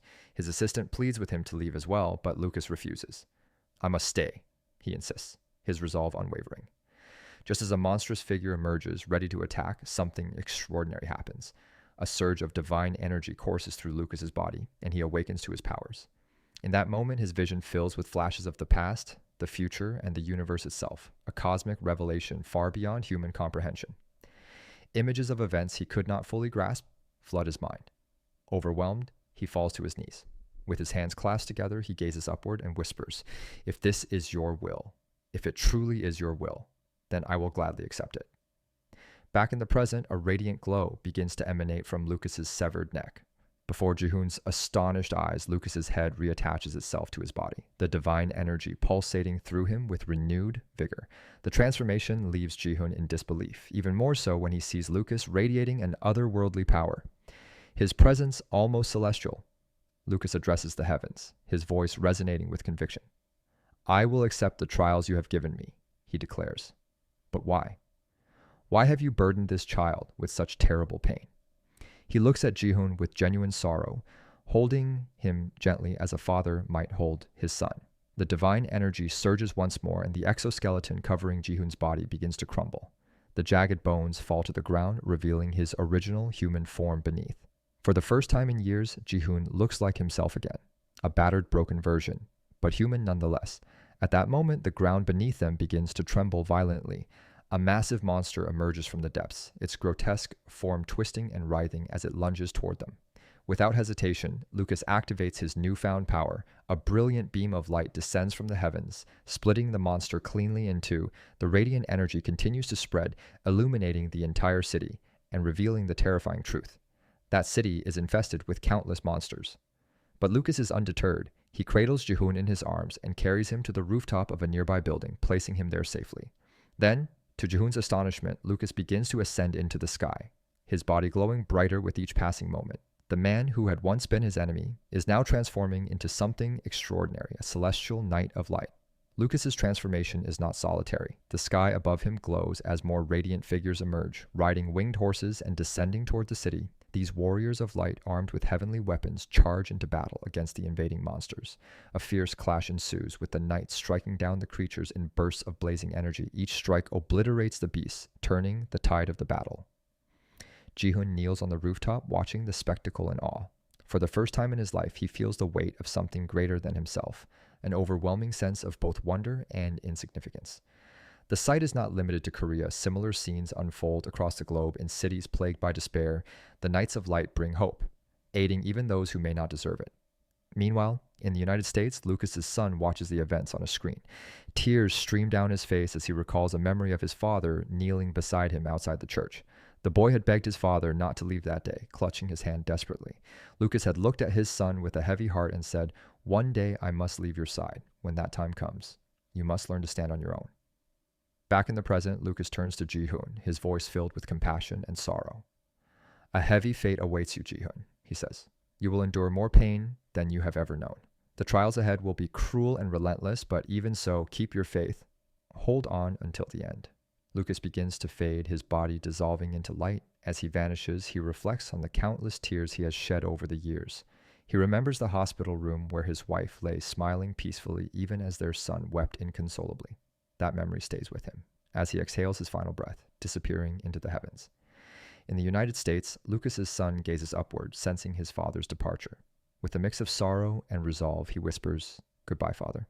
Elsewhere, Han stands amidst the frozen wasteland, a sinister smile spreading across his face. The Arctic beast lies defeated at his feet, its massive form reduced to icy ruins. Han's laughter echoes through the barren landscape, growing louder and more uncontrollable. "I was on the brink of death," he shouts, his voice filled with manic glee. "But now I've seen the power of the defeated." Han's gaze sharpens, his laughter subsiding into a cold, calculating smirk. Ji-young, he mutters, his tone dripping with malice. Just wait. I'm coming for you. Han celebrates being alive as he was close to dying. He laughs like crazy as he begins to absorb the monster. At one point, Han remembers a scene from his childhood, specifically when he was talking to his brother. On that occasion, he asks if he really has to do it. His brother replies that the stronger he becomes, the more the guild will grow, and that it's all for their father's sake. However, the boy tries to refuse, but it's useless as his older brother orders him to do it. Then the brother uses an ability that creates a leash around the boy, forcing him to obey. Little Han starts coughing while repeating that he doesn't want to do it, begging to be left alone, pleading not to have to go. At that moment, it is revealed that the boy activated his abilities, generating diamond stakes that seemed to be aimed at eliminating some people who were trapped. Back in the present, Han curses that memory. On the other hand, the Russian woman mentions that even Lucas helped and comments that she can't believe they managed to get rid of the monster. She praises him, saying it's impressive. Just as Han appears, she reminds him that as she promised, she will give him half of the mana stone from the Arctic beast. However, Han responds that he consumed it entirely, leaving the woman doubtful about what he said. Han repeats that he fully absorbed the mana stone. This leaves the Russian woman incredulous as she states that his body shouldn't be able to withstand it. It is then that he launches an attack, but before reaching her, she uses her ability and asks him why. Why did he do such a thing? Han responds that there is someone he desperately wants to kill. Suddenly, a copy of Han appears behind her as if it were a ghost, passing through the chair and asking her if she too could die. However, the woman moves a finger, causing Han's copy to explode. At that moment, Vladimir Razana comments that with that mana stone, they could have strengthened Russia's hunters up to tenfold, but he wasted it for an absurd reason. Then the woman removes the hat she was wearing and asks if he doesn't want to fight for Russia, revealing a large wound on her head. Before he can respond, multiple copies of Han launch into the attack. However, it doesn't work as, with a simple gesture, the woman makes all the copies explode, splashing Han's companion with red liquid. This is how Razana understands his answer. Meanwhile, Han uses abilities on his companion and then throws her away from the Russian woman. Immediately afterward, the woman moves a finger and declares that he will now be eliminated. That simple gesture causes stones to move toward Han's companion. However, before they reach her, Han uses his copies to create a barrier and protect her. Then he begins to lose control while activating all the abilities he had and attacking Razana from every angle with different powers using his copies. Nevertheless, before all those attacks reach her, the woman snaps her fingers. That simple gesture was enough. All the copies and the powers that were about to be launched explode. The attack was so devastating that it looked like fireworks, when in reality it was Han's clones exploding. However, the main body was still in front of her, but not for long, as shortly after, the woman created a mini black hole in the sky, starting to absorb everything, including Han. Before being absorbed by the hole, he remembered a moment from his childhood when he confessed that he had eliminated someone. That day, he added that no one should take another person's life. His friend called out to him just as he went down the slide. As he slid down, the boy screamed that he didn't want to kill anyone, repeating it as he slid. Back in the present, he screamed that he didn't want to be eliminated. However, it was revealed that there were multiple versions of Han, all screaming the same thing, that they didn't want to die as they were absorbed by the black hole. Finally, it was shown that the original Han had created millions of clones to be absorbed, forming a slide with him. This allowed him to fall in the direction of the Russian woman while shouting that he was going to eliminate her. On the other hand, after Lucas disappears, Ji-hoon lowers his head and begins to cry, revealing that he seems to regret what happened. However, something doesn't quite fit as he smiles and wonders what nonsense Lucas was saying. He reflects on what could be so terrible and so cruel. Finally, he concludes that his body has returned to normal, so everything is resolved. He adds that now he can go see his mother. Now he can be happy with her. Too bad someone crushes him before he can do anything. The man who crushes him observes something with doubt and asks, "What is that thing?" Just before the battle between Han and Razana in the Russian president's office some years in the past, the president comments on a monster that remained unharmed even after a nuclear attack, mentioning it was like witnessing the beginning of the end of the world. He is on the ground, surrendered to the hands of fate. It is then that someone calls out. It is a younger version of Vladimir Razana, the former Russian Minister of Defense, who informs them that if they have enough mana, they can eliminate the monster. She adds that they only need to gather awakened individuals. However, the president responds that it is already too late and reveals he has launched the remaining missiles to various parts of the world. Screaming, he declares that now they will all die together. At that moment, a rain of missiles appears above them, heading toward various locations. Vladimir Razana begins to fly toward the missiles, reaching space. There, she uses her power to catch them, gathering them all into a giant hand. However, the missiles explode, generating a shockwave that reaches Earth right where the Russian president is watching. After that, Razana returns to the president's office, slightly injured.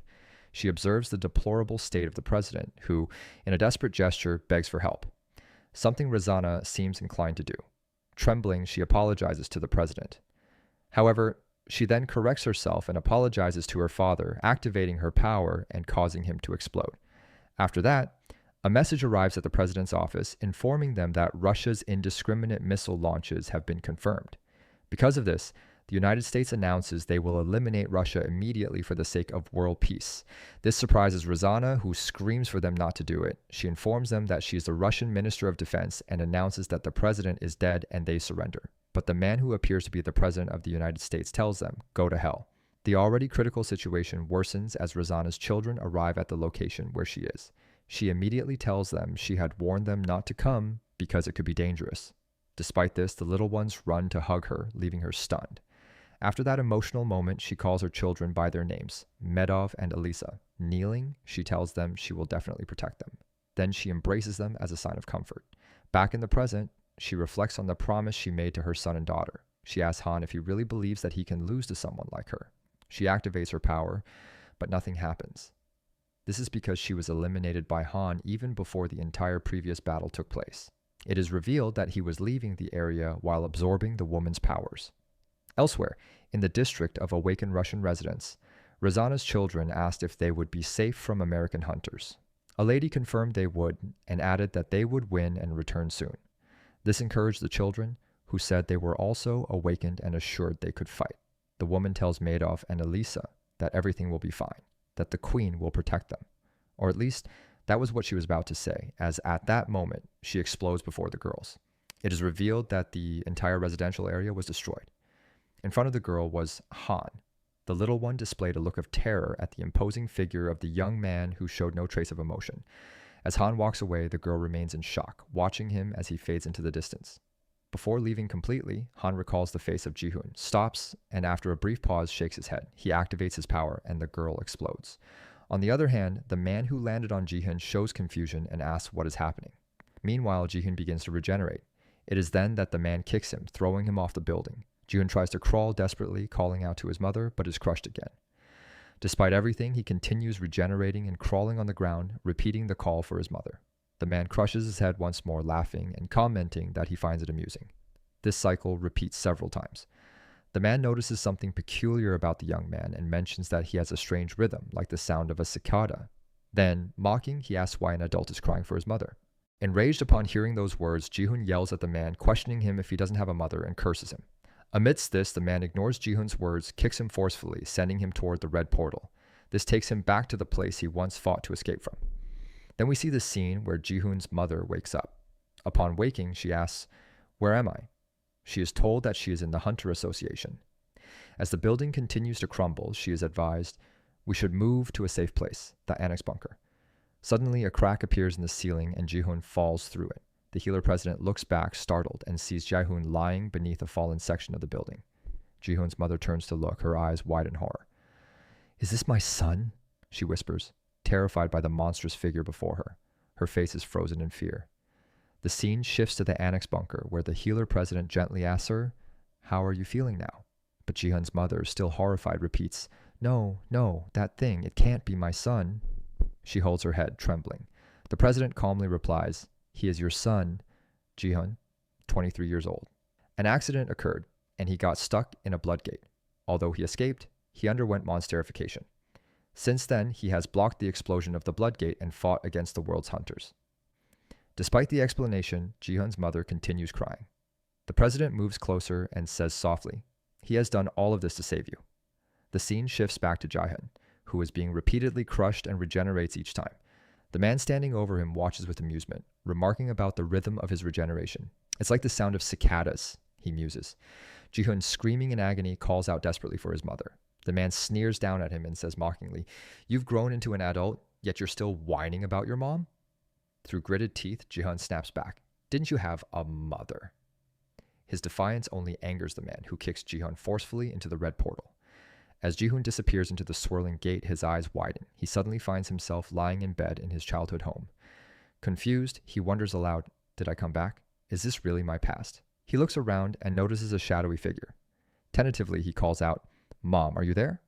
When his mother turns to him, he is horrified to see that she too has transformed into a monster. Panic-stricken, he reaches for the red portal, but his memories begin to flood his mind, overwhelming him. He recalls asking his mother, "Are you okay?" Her gentle reply, "I'm fine," is etched into his thoughts. But he remembers how he blamed himself for his father's death. "Because of me, father died," he had said through tears. His mother's response had been simple yet comforting. "Keep smiling. As long as you smile, everything will get better." Back in the present, Ji-hoon grits his teeth and cries out in pain as his body regenerates. He bears the agony, determined to keep moving forward. Emerging from the red portal, Ji-hoon locks eyes with the man who had kicked him in. The man senses an attack, but is too late. Ji-hoon, fully transformed into a monster, delivers a powerful kick, sending the man flying. "Oh, look at what you've done," Ji-hoon roars. "I've become a monster again because of you. I just wanted to see my mom. It was my only chance. Why did you do this to me?" Ji-hoon's voice trembles with rage as he curses the man. The man backs away, trying to create distance, but Ji-hoon launches himself at him with unrelenting fury.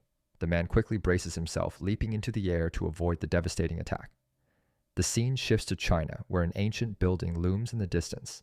Inside, someone remarks, "That monster is on a different level. Even the American Lucas lost to him." "Can we fight back?" China's number 2 SSS rank hunter, Ling Jue, scoffs at the question. "How absurd," she says dismissively. "Did you really think you would lose to that monster?" Meanwhile, back in the battle, Ji-hoon is on the brink of grabbing the man. The man summons a spear, a grotesque weapon that seems alive, pulsating with monstrous energy. Ling Ju continues. "In China, we quickly resolved the gate situation with our overwhelmingly high number of hunters. But then the hunters escaped the nation's control and united to start a new generation. However, they all died by the hands of just 2 people. Standing atop their corpses, Ling Jue addresses his partner beside her, saying, 'You're killing everyone, and I'm reviving them to make them into slaves. Is this how we're going to unify China?' The figure replies coldly, 'Yes, and that's how China was unified. The reason it was possible was because of one person.' This man now faces Ji-hoon. With a menacing grin, he says, 'I arrived here because I heard there was someone strong, illogical, and nonsensical strength. And it was really worth it. This is China's number 1 SSS rank hunter, Ling Guang.' However, to his shock, Ji-hoon, in a flash, slices him into pieces. Standing amidst the carnage, Ji-hoon growls, 'So, you were just having fun here.' But it was a clone of Ling Guang which was shattered into pieces. He strikes back at Ji-hoon and confirms with attitude that he is really enjoying it. Due to his attack, the building behind Ji-hoon also cuts down into pieces, multiple spears around him floating in the air, and he announces that it is really fun. But Ji-hoon again regenerates and emerges from the broken building and says to Ling Guang that he is also enjoying it, and hits him with a punch on his back, which makes a huge shockwave. But to surprise Ling Guang, hold the Ji-hoon hand and ask him that he did not get it all, and kicks Ji-hoon on the face while saying that the strong entity that I was eager to fight against in here was supposed to be a monster, but you were just a human. But Ji-hoon coldly asks, "So what?" But Ling Guang says that he senses that your mana is definitely of a monster's and kicks him into another building. The building shattered into pieces, but Ling Guang confused and asks Ji-hoon that monster won't fight while protecting others. But you must have someone or something over there. But a creepy smile on Ji-hoon's face comes up, and he says that, yeah, there is my mom who abandoned me and ran away. But I still love her a lot. Ling Guang, after hearing to Ji-hoon, says there must be some kind of story behind it. And he thinks about her backstory that nothing's the same. My younger sister and I, ever since we were young, men are accustomed to dream of being the strongest. We are ever ready to fight powerful enemies. If you are strong, then I will fight you and defeat you. And he makes his stance to fight. He declares that, let's do this. As he strikes Ji-hoon, he calls out that this is really fun, but the spear he uses says it's hurt and scream in pain. But Ji-hoon strikes back at him, saying that I'm also having fun, but Ling Guang blocked his punch with his spear. But due to brutal force of Ji-hoon, the spear broke into half. As calm Ji-hoon about to strike again, Ling Guang summons another spear and about to strike with it, but the spear screamed that please save me. As the spear approaches to attack, Ji-hoon strike at the spear with his fist and shatter it into pieces. But Ling Guang still have multiple spears floating above him. As calm Ji-hoon looks onto his hand, he found that it looks like a human eye. Ling Guang explained that it was an ego sword. A blacksmith made it for me using the corpses of hunters. Calm Ji-hoon amazed to hear this while launches himself to Ling Guang to attack him again. He says that it was really something cool, but the spears strike him and cuts his head off from his body. Calm Ji-hoon regenerates his head, but it is again cuts off. The cycle continue for a moment. Calm manages to attack Ling Guang, sending him back to the wall, where an old man appeared as S-ranked blacksmith Hal Yak-bong. Ling Guang looks at him, saying, "So you have arrived," and asks him, "Did you gather the corpses of the hunters?" Blacksmith replied back that yes, I have brought them with me. There's around 40. As Ling Guang fights with Ji-hoon, he says to Blacksmith that it all for you now. Make a weapon for me. The blacksmith hand turns into a hammer, and he nodded that I understand, and make a deadly weapon with them and start forging the weapon with the core. Ji-hoon looks and confused as he sees the core molding into a weapon and scream coming from them. The blacksmith, with sweat all over his body, come and saying that I made it a masterpiece for you. It looks like a huge flail, and the core scream out and calling Mom. Brother, what is this? Kill me. I'm scared. Save me. And the old blacksmith handed over the weapon to Ling Guang, and he thanks the old blacksmith for such remarkable weapon, and attack with that weapon. A huge flail with crafted core looks so creepy, and Ji-hoon also stunned for a moment to see this. And the flail hits Ji-hoon, voices from coming that I'm flying. It's hurt. Mom. Daughter? Is my daughter over there? I'm here. Daughter. Where are you? I can't see you. Hearing all this, and Ji-hoon says, wow. He grabs the mom and the daughter and smashes them into one another. Ji-hoon's face looks so creepy as he says a happy family reunion. Ling Guang attacked Ji-hoon again with that flail. The voices started coming from it that it hurts. Go away. Don't touch me. Who is it? Hearing all those voices, Ji-hoon says it's amazing. All the stupid bastards who were killed by monsters have gathered here. I've killed a lot of people like them who were once alive. Whereas these people are already dead, they're easy to kill. But a sword about to hit Ji-hoon, and Ling Guang announces that I try to record everything when fighting. So, I bought an eye in Korea 5 years ago. This ego sword's mana is familiar, and he recalls about his childhood friend who lost his eyes because helping Ji-hoon, and in the end killed by the hand of Ji-hoon, sadly. Ling Guang shows him that this is the owner of that eye. The memories of Ji-hoon started to show to Ling Guang as he has that eye. His eyes widen to see Ji-hoon past, and he says to calm Ji-hoon that you didn't even fight and just ran away, and cursed him saying, you despicable bastard. And after making a multiple slashes at Ji-hoon, he turned away saying, just die. And he starts walking away as Ji-hoon cuts into pieces. But Ji-hoon lost into his thoughts, whereas hold his eyes, and someone calls his name Ji-hoon. He looks through with fingers gap. It was his childhood friend standing in front of him. He holds Ji-hoon and says, it's fine, dude. We are friends, and Ji-hoon crying, tears falling from his voice. But a suddenly voice changes. Why? Why did you do that to me? When I helped you, why did you kill me? As Ji-hoon screams in pain, multiple voices coming to his mind, and the face of his mother also comes in his mind, where she was scared because of him, and she says, just smile. Ji-hoon holds his face and started to tear apart his face, but he regenerates again and again. Then he cuts off his head, but it regenerates again. Then again he cuts his head off, but still it regenerates again. It's repeated several times, but every time Ji-hoon cuts his head off, it regenerates again and again. Ling Guang looks back at him and sees that Ji-hoon still cutting his head off from his body. Ji-hoon asks Ling Guang that you said you will kill me. As we see countless heads of Ji-hoon where they're on ground. The scene shifts to Chine, where Ling Guang's sister Ling Jue were informed that the northern hunters and he soldier paused. She asked him, what about the northern hunters tell me? The soldier tells her that we are annihilated. She was confusing to hear that what are you saying? And it's Han who defeated the northern hunters and absorbing their powers. In the frigid northeast of China, precisely in Hongjiang province at the Black Dragon fortified castle, Han arrived. He exhaled deeply, watching his breath form plumes of white mist in the icy air. This cold weather refreshing, he muttered, a faint smile playing on his lips. However, his moment of tranquility was short-lived. With a sudden surge of power, Han unleashed a devastating wave of energy, obliterating the entire castle in an instant. The ancient structure crumbled into nothing but rubble, a testament to his overwhelming strength. As the dust settled, Han began to sway, his expression twisting into one of pain and confusion. His body trembled uncontrollably. What's happening to me? He groaned. His companion, alarmed, rushed to his side. Han, stop this. You're overusing your power. She cried, desperately grabbing his arm. Her voice cracked with panic. It's enough. Please, you've already proven your strength. This madness, this hunger for power, it's tearing you apart. Her words struck a nerve, and Han's eyes glowed with rage. No, he screamed, his voice echoing like thunder. His mind was a storm of chaotic memories. A fragment of his past surfaced the day he had cornered Ji-hoon. What's your abilities? Han had sneered, his tone mocking. Ji-hoon, scratching his head awkwardly, revealed his exoskeleton, his bones extending outward like armor. It's an exoskeleton. Kinda gross, I know. Disgust flickered across Han's face. Gross, he snapped, his voice rising. You're disgusting. Without another word, he struck Jaehyun, sending him sprawling to the ground. He turned to leave, but paused when he heard a faint chuckle behind him. It is kind of gross. Jaehyun had laughed nervously, scratching the back of his head. Han spun around, his expression darkening. What did you just say? Back in the present, Jaehyun found himself facing Ling Guang. The battle began with a ferocious assault as Ling Guang struck with surgical precision. His spear moved like a blur, slicing through Ji-hoon's arm in one fluid motion.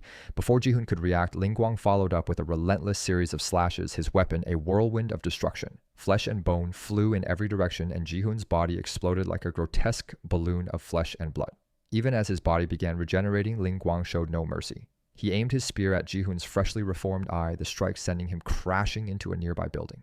The force of the impact shattered the structure, sending debris cascading onto the before Ji-hoon could fully recompose. Ling Guang was upon him again, slashing through his flesh with unrelenting ferocity.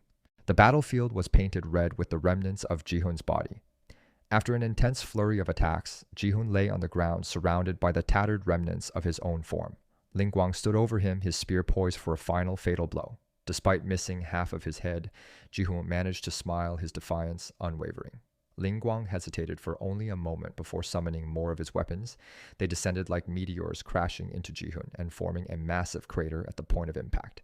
All that remained was a single arm of Ji-hoon. Slowly, it began regenerating, his body piecing itself together once more. Ling Guang clicked his tongue in frustration, driving his spear into the monster and hurling him into the air. With calculated precision, Ling Guang positioned himself above Ji-hoon and hurled his spear, impaling him through the chest and sending him plummeting into a nearby river. Ji-hoon sank beneath the surface, the icy water pressing in on him. He struggled to breathe, his lungs burning as he sank deeper. In his desperation, a memory surfaced, his mother's voice gentle and soothing. Smile, she had told him, no matter what, keep smiling.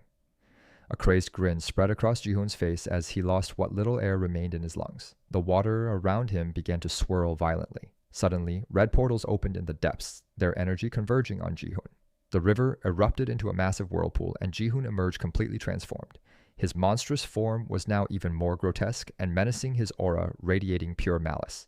Ling Guang, watching from the shore, tensed. He didn't have time to react before his head was severed in an instant, his body crumpling to the ground. Moments later, green light emanated from his severed parts, pulling his head and body back together.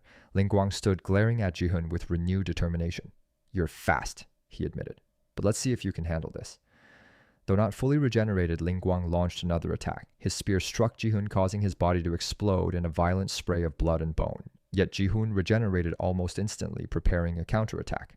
Anticipating this, Ling Guang delivered a rapid succession of blows, each one sending Ji-hoon higher into the air. The battle continued until Ji-hoon was launched into the vacuum of space. In the zero-gravity environment, Ji-hoon's had detached from his body, plummeting toward Earth. The fiery re-entry caused his severed head to glow like a meteor, a grotesque smile still etched onto his face. Ling Guang watched his expression, one of grim admiration. Beautiful, he murmured, captivated by the sight. Meanwhile, back on Earth, Han had been captured. Ling Guang's sister, Ling Jue, approached him, her voice cold and commanding. Was it you? She asked, her eyes narrowing. Were you the one who eliminated my babies?